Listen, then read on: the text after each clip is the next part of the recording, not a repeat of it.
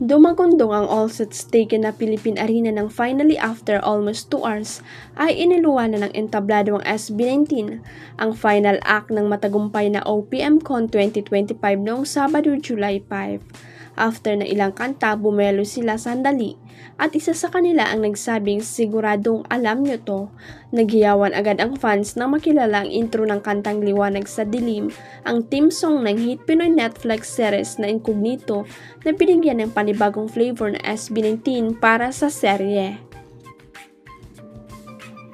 Muling dumagundong ang Philippine Arena nang iluwa naman ng stage ang composer ng kanta na isinulat ito para sa banda niya noong River Maya na si Rico Blanco. Grabe ang fanservice, may SB19 ka na, may Rico Blanco ka pa. After that, nawala sa stage si Rico at ang akala ng abante ay yun na ang participation niya. Aba, maya-maya ay muli siyang nakiyataw kina Ken, Style, Josh, Justin at Pablo sa stage sa napaka-energetic nilang dungka number. As in, hataw rin sa sayaw si Rico at di nagpakabog sa mga bagets. Pwede siyang pumasang ika-6th SB19 member. Bilang young looking naman ang golden boy na music genius ni hindi hiningal. After that ay profusely na nagpapasalamat ang grupo sa kanilang Sir Rico.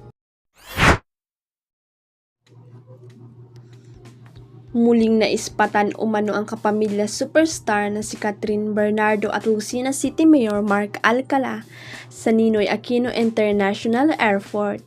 May ilang litrato ang kumakalat ngayon sa social media kung saan makikita isang babaeng pinaniniwalaang si Catherine habang nasa airport.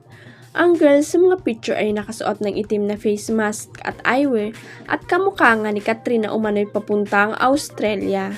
Nagkataon namang nakita rin ng mga tao sa airport si Mayor Mark na nakasuot din ng itim na face mask, kaya naman feeling nila ay magkasamang lumabas ng Pilipinas ang dalawa. Sabi naman ng ilang netizen, magkaiwalay na lugar sa naiya na ispatan sina Mark at Kat para iwas intriga, pero posibleng hanggang sa Australia na sila magkita.